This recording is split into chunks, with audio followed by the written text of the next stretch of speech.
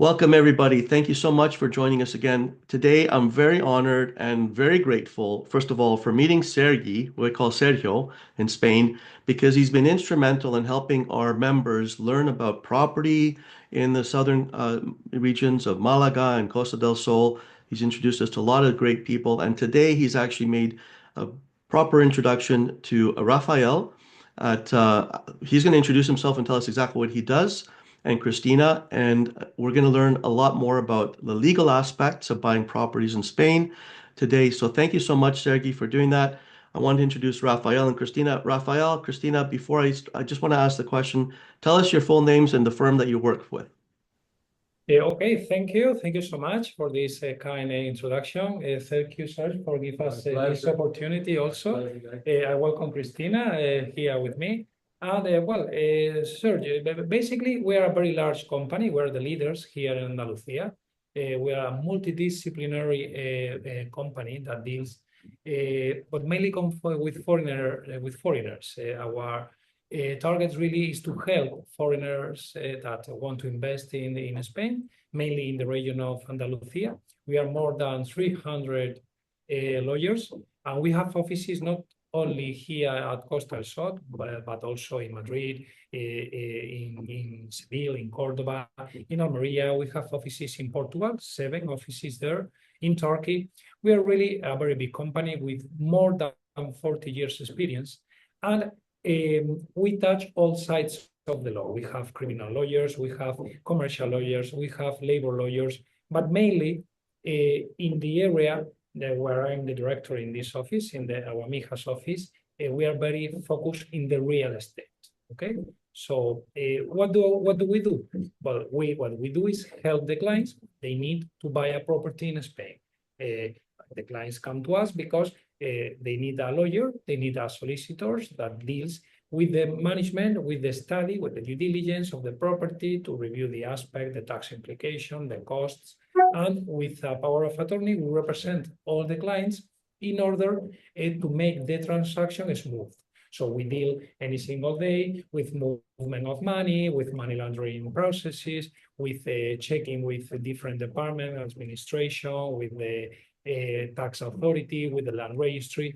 And this is what we do. We are, always in contact by email, as everyone nowadays, with plenty disposition, absolute disposal for the clients by phone. And we normally get in touch with the client via email or presentially if they are here.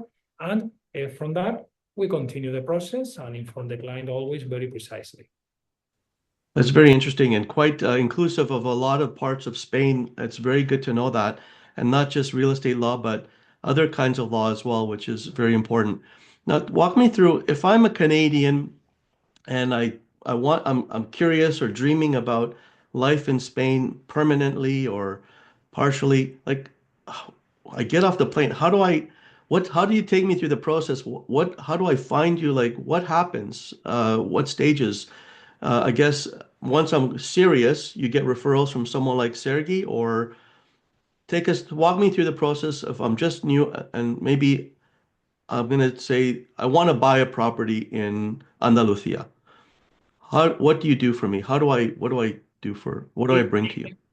The normal channel comes through the real estates. In that case, Serge meet a client, a Canadian client, and this client normally he organizes a trip in order to come to the Costa del Sol. No, in our case, so the client come, the client stay for some days with living so far, but normally no less than a week or 10 days. And in these 10 days, normally the real estate agency make a touring with the client in order to see properties, no? To see different areas. The client can go to Benalmádena, to Marbella, to Manilva, to Fuengirola, to Mijas.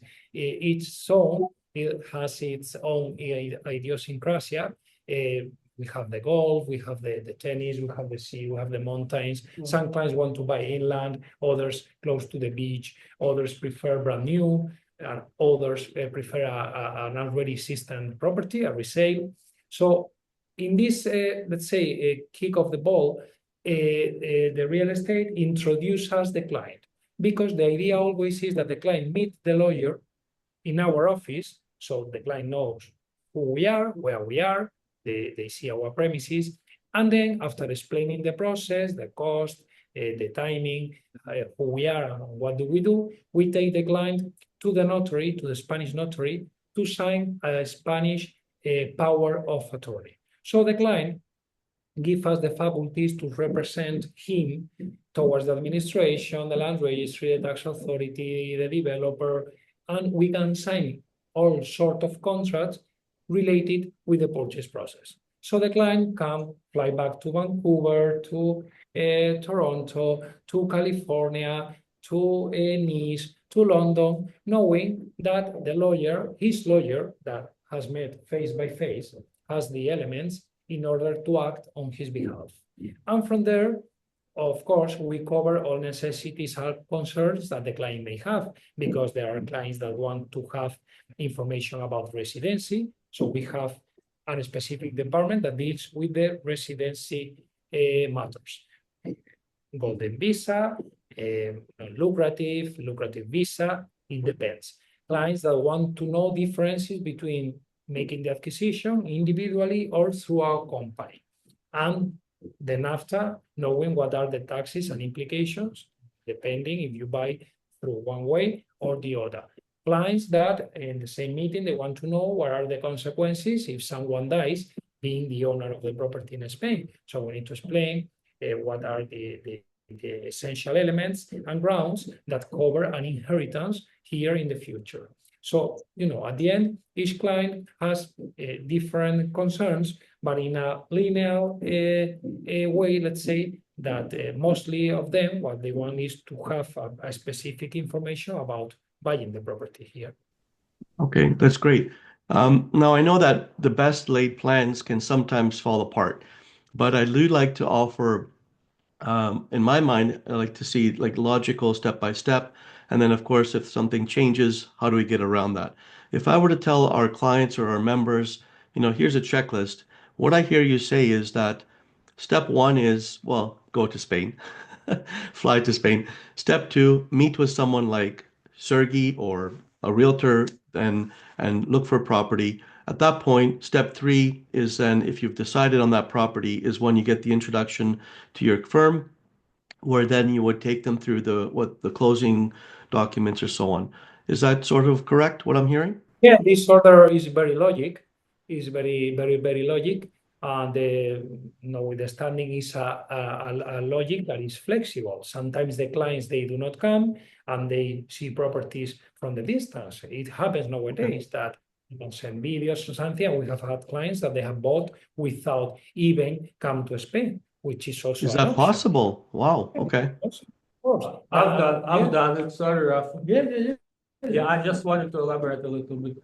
It's Well, you elaborate first, and then I just realized that Christina's been sitting on the other side and not said anything. So after you elaborate, we'll ask Christina to introduce herself too.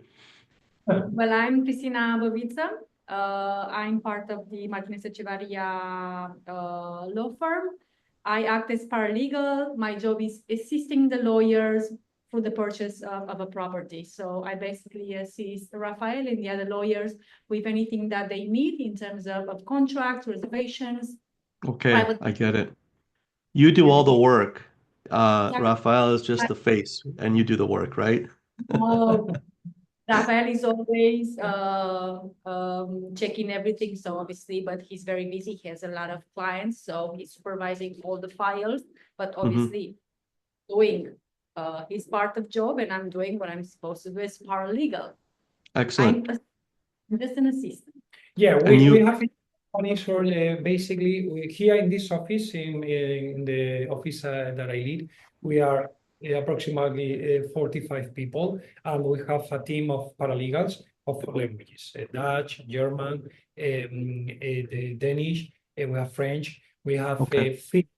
So all the paralegals, because we have clients from all parts of the world, the language in our business is absolutely essential. So we have also a part of people that deals with the after sale. Once the client signs the title deed, our team needs to do the water and electricity contracts on their behalf. These are services that are included in the legal fee, but also dealt by our company. And of course, we have here another department that deals with the judicial law, another department that deals with the tax law.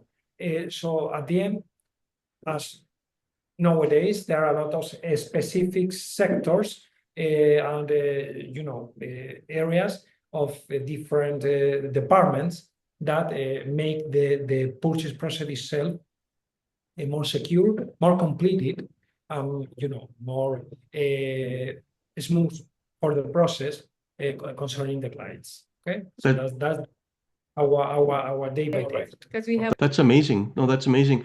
Even the fact of signing up for electricity and cable, I know that when my wife was there before and we had to do it on our own, it was quite a task because not everybody speaks English in Spain, and nor should they. I believe we should learn the language when we move somewhere. But if you have that service, that's amazing. I want to come back to a question for you, Rafael, but Sergey was going to explain that how he sold the property to someone from outside of Spain. I bought the property. Oh, you did it. Okay, personally. Yes, we did. The first property we bought here was a pre-construction, and we actually bought it without coming here. Just Okay. by doing analysis, we analyzed everything, area, project, and we bought before. See, that's the biggest thing about that. It's the comfort level of trusting someone over the internet in another country that you can transact with them. And the purpose of doing these kinds of sessions is also to put a face to the name and see that there's the actual people here that can service you. We didn't know Rafa at that time, but we had another gentleman who came. At least he came to construction site, checked that it was actually there before we transferred money. But yes. Very good. Rafael, you mentioned that you have a tax arm as well. This is very interesting and very important. We know from the Canadian side of things what we do in Canada when a Canadian leaves and goes to Spain. We know about the withholding taxes and so on. We know about how much we hold back for dividends and interest and capital gains and things like that.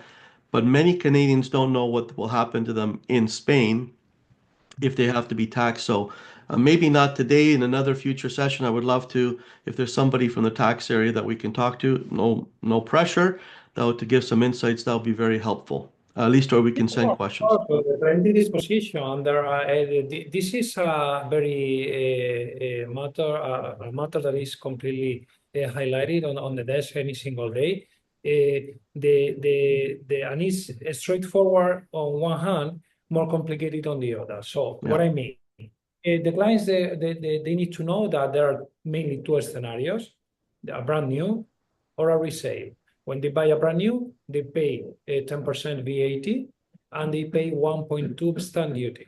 Okay, the VAT is paid in any single payment that they do towards the developer, and the 1.2 stamp duty is paid after the handing over. Okay, and when you buy a resale, you save approximately three rates because you only pay transfer tax at of 7%. Okay. Then when the client become owner, the only tax that they need to pay is the council tax, regarding the lighting in the sidewalk is linked to the rubbish also. And depending the value of the property, it will be the amount it will be higher. Okay. And apart of that, depending if the client is going to be becoming resident in Spain, he will be tax resident here. If not, Spain also has another tax that is called non-resident income tax, and this tax you start being subject after 1 year of the acquisition of the property, and that's it. Of course, our tax department goes very detailed in precising these elements that I have thrown as bullet points, and also mainly when the situation becomes a little more formal, no, in the sense more complicated in the sense that the clients want to know what is the tax implication of buying through a foreign company, a limited in the UK, a BV in the Netherlands, a Sociedad Civil Immobilière in France. So, and also, if there are different aspects within the process that makes it a little more tricky, no? We have clients that at the early beginning, when they buy through a brand new, they buy individual, they sign the reservation document individually, and then they want to set up a company. So then the tax impact here will be different than a normal process, because you are transferring the right from one individual person to a company. So again, here, it is very important that we have our tax expert that go to the scenario itself. He studies that and comes along with a accurate response. And we have this colleague in any single deal. Okay, so which I think is very important for the clients to know. That's good to know. Now, I'm not going to ask you to tell us how much it costs because costs change and vary by individual, but is it like a one price for the whole time, or is it as you need services? For example, is it just closing costs and that's what you pay for, or is it for the whole year? How does that work? Our legal services, you mean, sir? Yeah. Yeah. Our legal fee is a standard legal fee applicable here at Costa del Sol, which is 1% plus 21 VAT applicable of the purchase price. Okay, that makes it simple. Yeah, if the client buys a property for 500,000, the legal fee will be 5,000 euros plus the 21. Okay, Perfect. And this involves the whole representation within the process since we meet the client until the property is duly registered. Okay. Yeah, I think you're going to be very busy probably over the next couple of months as I want to dive into the golden visa, finding out that April 3rd is the last day to apply for it. I'm sure that there's been an uptick in interest. In fact, even in our own masterclass and group, we had at least one person saying she's got to get over there right away because that's the visa she's applying for. Are you seeing any trends, more activity, or? Well, we are so alive and so busy, luckily, because of the area, because we fight for being very busy. Do not please expect that the clients come from the sky, Yeah. And in any single relevant stage, we, with our experience, with our knowledge, with our effort, try to adapt ourselves in the most productive way towards the client. So the thing now, with this third day in our mind, since early in the morning until we go to bed, what we can do is try to go fast in the process and register the title very quick. But yes, this is going to be 3 funny months. Yes. So I got you now early. That's good because I probably won't talk to you again until after April is finished. Do you offer, I know that golden visa is one thing and real estate law is one thing, but if I'm just another Canadian that I don't know what visa I need, but I need some guidance, maybe it's digital nomad, maybe it's non-lucrative. Do you offer those kinds of services as well? Yes, as I said, we have different departments, and with residency, we have in the company a director, a colleague, Victoria Lorenieghi, and well, she's really an expert, and she can contact the clients and inform about all different options, because again, if the golden visa will be deleted, there will be options. So it's not, we need to go running day by day, and try to find a solution or an element that at least minimize the damage or the options that the clients have. So, of course, we are at the plenty disposition for the clients in order to find other alternatives that are contemplated inside the law. Okay. What kind of things have you seen that have delayed or stopped a process because a client forgot a document or something was not correctly done? Is there anything that you can say, like what do clients need to make sure that they have to get this done? Well, in my case, it's 14 years already in the company, which is half of a life. And I have seen so many things that I could write a Shakespeare, I'm sure you can. in order to tell, no? But normally the process, normally it goes followed in a good way, and the terms are in the contract are respected, but there could be different elements. The money laundering, documents that are not in place, documents that come but cannot duly formalized because they forget to put an apostille, they forget to get the legalization of a notary, and they did it through a lawyer, which is not recognized here.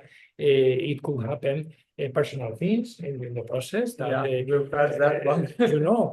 Someone is gonna sell and suddenly dies. So in the process you need to formalize then an inheritance because this situation comes.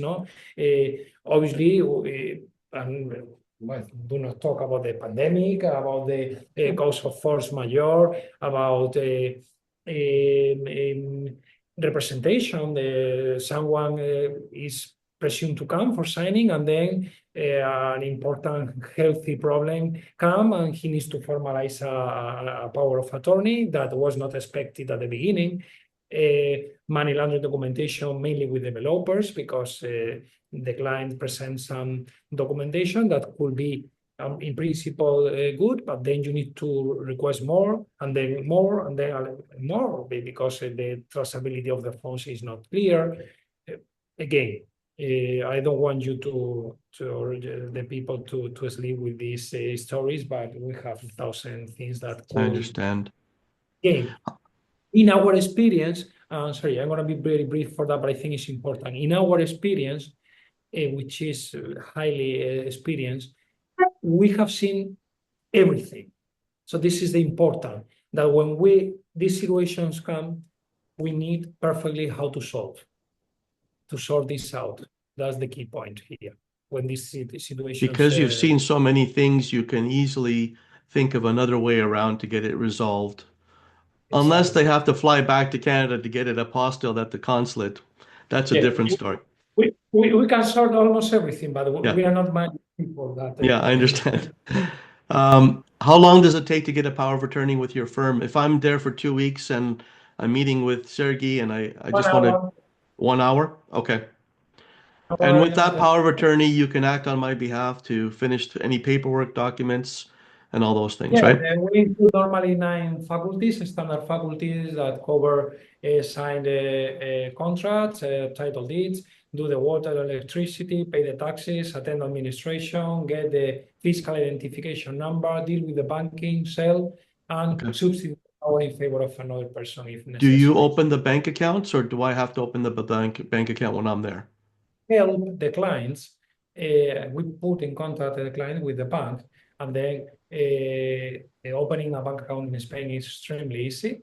The client only to present tax declarations and pay slips, income tax return that justify that they work and they did the work, that they receive pension or something, and his identification document, and even in the same day, unless the client has a specific country of residency that could be a tax haven or because of these blocks nowadays that gets into some kind of slightly problems. A client that lives in the UA or the States, or they are not going to have difficulties in order to have the bank account open quickly. Okay. You also open an NIN number, right? Yes, with the power of attorney, as I said, you can also apply for the NIN number, which is a tax identification number. Not the so you do that as well, right? Without an extra charge. Okay. So being respectful of time, I know we're getting close to the top of the hour. We can talk for I have a lot of questions, but I won't not go over. My next 3 questions that I have in mind are will, health insurance, and I already lost the last question. If like myself, I am dual citizen, Canadian, European, if there's any implications that I should be aware of, for example. So will, health insurance, and dual citizenship. So let's start with Will. Thank you so much for recording that initial short session. It was very well appreciated. And you mentioned that while it's not a requirement, you highly, highly recommend it. So does that being done at the same time as the closing paperwork to do the will? Let's get it done and get it off there. Yeah, well, in the first meeting that we have with the clients, we say to the clients that they ring a bell to them. Normally, the clients in the handing over, some of them they want to sign the will, but some others they are so excited in this moment to receive the key and to go that they are not thinking sometimes in this deal, no, in signing the will. So normally, in our experience, the second visit is still decoration and enjoying, and it's the third visit when they are more relaxed, and then they say, "Okay, Rafael, let's do the will." Okay, at the end it's very personal because some others are very, more straight, and they want all things to be finalized as soon as possible. And of course, our disposition is absolute. So anytime that they do, we take them to the notary. The will needs to be signed personally by them. And again, it's a will governed by the personal law, Canadian law, Romanian law, British law, whatever. Okay. And That's what I wanted to ask you about because I heard about this. So what I understand is I can get a Spanish will and have theirs written that I also have a Canadian will and I want, like, I guess, how do I ask this question? I recently spoke with a lawyer in Canada and she told me that the Canadian will take care of all the Canadian assets, but nothing to do in Spain or anywhere else. So the Spanish will take care of the Spanish assets, but what takes precedence if I'm living in Spain? Does my Canadian will no longer exist because now I have a Spanish will, or do I have to say that it's taken care of in? Yeah, the will that is drafted, the will is clever in that sense to not get into a conflict because the Spanish will covers the state, and when I refer to the state, I refer to the assets, goods, movables or immovables, Yes, shares, any bank account, only located in Spain. So right. specifically, and this is what is drafted here. And this is why having the will here avoid that we need to go to, for example, Canada and get declaration of heirs, a will, Yes, Canada, and other sort of documentation that is not necessary. With the will in Spain, we comprise everything which is needed for here, which is gotcha. determined who will be the heirs here in Spain and what is gonna cover that again. Basically, and normally is the bank account, the property, and any insurance that the clients may have for any car that the Here's a client may. question for about the will. In Canada, the big challenge is who do I name my executor? And they usually put their children as the executor too. Now, if I'm in Spain and I have no family around me and I don't even know anybody, like who's the executor then on the will? Yeah, the figure executor it does not have a parallel here under our Spanish legislation. Okay. We have a figure that is similar, but it's not the same, that is called albacea. So in our wills, normally the albaceas are the senior lawyers in our company. And this albacea becomes relevant if there is a future dispute between the heirs and there could be a conflict and a judicial case comes along. In a normal scenario where Mr. Smith dies, gives the property to Mrs. Smith, the figure of this albacea does not intervene because we, as lawyers, represent the clients in the inheritance process, and there is no necessity to get the albacea to sign any single document. So again, it's like a formality to avoid that if a conflict of interest come in the future, then we need to go to court, and this albacea needs to determine how to distribute the estate. Okay, that makes sense. All right, let's move on to the health insurance. I've recently become aware that no matter who you are, what kind of visa, if you're a foreigner, you need health insurance, private health insurance in Spain. Can you elaborate on that? Well, for this matter, I will prefer that this is linked to my colleague, to Victoria, because Okay. she a lot with this health insurance. Again, connected to the residency, because some of the requirements concerning the residency is to have this health insurance. The law, Right. in some kind of way, oblige this residency For options. a visa, yeah. The application, they need the health insurance. And then, of course, we deal with some third parties, companies that help the clients in order to get this insurance. So I Okay. would prefer So that's the this. different part of the whole aspect of that's a more a visa requirement than the legal of closing the deal. Yeah, in a purchase process, normally, which is requested and which is contracted normally is a home insurance Yeah. that can be offered by the bank. When the clients Okay. open a account, the bank also gives the opportunity to contract home insurance. And if the clients get a mortgage in Spain, the bank is gonna, in some kind of way, make an obligation that if the clients get to contract the mortgage, they get also a life insurance. They contract a life insurance with them. Yeah. To protect the bank in case there's death to pay off. Yeah. We have something similar in Canada. It's called creditor insurance in Canada, the bank being the creditor, so that if someone passes away that's paying the mortgage bills, that they do get it covered. I understand that. Okay. Now, do you know of any risks that I might face personally? I'm a Romanian citizen, so I've got my Romanian passport and I'm Canadian. If I were to buy something, and I've got a lot of people in our Romanian community looking to move back to either Romania or Spain or Italy, but in Spain in particularly, do they have to be aware of anything in terms of risks of what jurisdiction they're under or anything at all? Like maybe there's nothing, and I'm just asking a question that's irrelevant. Well, these points mainly, I think that will be concerned under a tax point of view. Okay, Because you form part of the European Union, there are more advantages for the tax rate than being a tax resident abroad. And when this happens, we normally introduce the clients to our tax I colleague understand. with this out.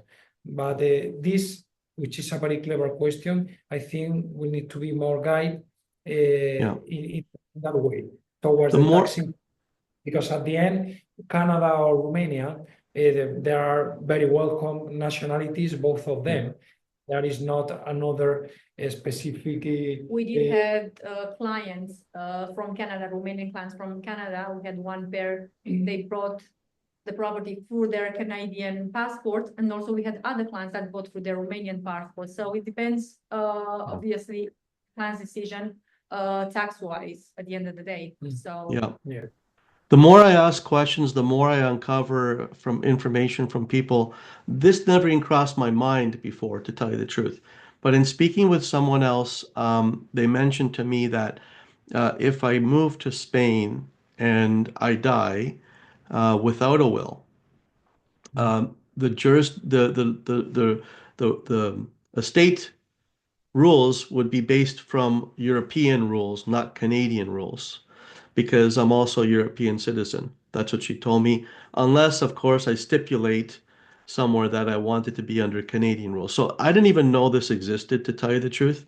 So the more I ask questions, the more I get new things to uncover. And the whole scope is, let's get as many questions as possible so people can think about it. Because, like you said, they get all excited. I'm in Spain. Look at this beautiful sun. I'm going for some tapas and some, helado and walking the streets, cobblestone. It's beautiful, right? And then all of a sudden, reality sets in, and oh my goodness, nobody told me about this and nobody told me about that, right? So, anyway. Thank you so much for your time today. It's been really eye-opening. I really appreciate it. Um, I'm going to use the information from your website to show the website for the firm. What is the best way that you recommend people would reach out to you or reach out to your firm if they have questions. If it's not coming through Sergey, for example, if it's going to be Sergey, we know he's going to refer. But if people want to reach out directly, what's the best way? Well, I really rely on you, the way that you prefer. We are absolutely open to receive. Normally, the easiest way of communicating is by email. So, Okay. the clients write an email. They say what is the source of this contact, who gave gave them the contact, and from there. I always, inform search. I guess you get your email. So. And from there, what I always do, I always respond, as I said, the emails in the day, and also depending the area, if I need to transfer to Victoria. Another area, yeah. For the tax position, to our commercial department if there is any specific question about holdings or whatever the necessity. But yeah, I think the email will be fantastic. Great. And we are open to have this sort of interviews when you like. April 3rd. We'll do it April 3rd, the next one. Or April 2nd. We can schedule and having time in order to where if it's going to be positive for everyone, we are very happy to do that. Very nice. All right. Well, one last question, just a fun one. What's your favorite tapas? Oh, I will die for the jamón. For me, the jamón is very Jamón typical. ibérico, de bellota.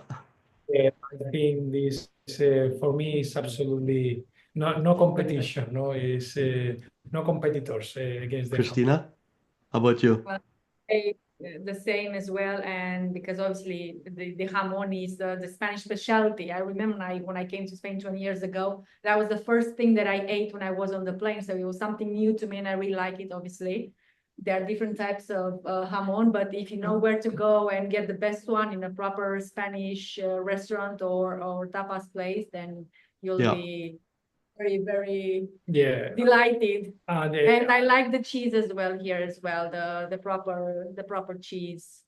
Manchego. Yeah, and here also in the area, which is absolutely a delicatessen, we have the espeto de sardina, yes. that is the fish bun with the fire outside. You eat in the chiringuito. Yes. This is something that I will send you a picture of when I was in Malaga and we were in I don't remember the fishing village, but anyway, I'll send you the picture. I had that specialty. It was delicious. And Sergey, how about you? What's your favorite tapas? I say it's a tomato with anchovies. Oh, Tomato with anchovy. Excellent. And garlic. And a little bit of garlic. Awesome. Well, hopefully we can have a tapas together sometime in the future. You never know when we're going to meet. Sergey keeps on asking me to come over in the summer. I already have plans this year, but we never know. It's only a short, probably 20-euro plane ride across the country. So thank you so much for your time today and wish you all the best in 2025. Thank you so much for your kindness, and hope to see you soon. The sooner the better, and we keep in touch. Thank you. Bye-bye. And that's it.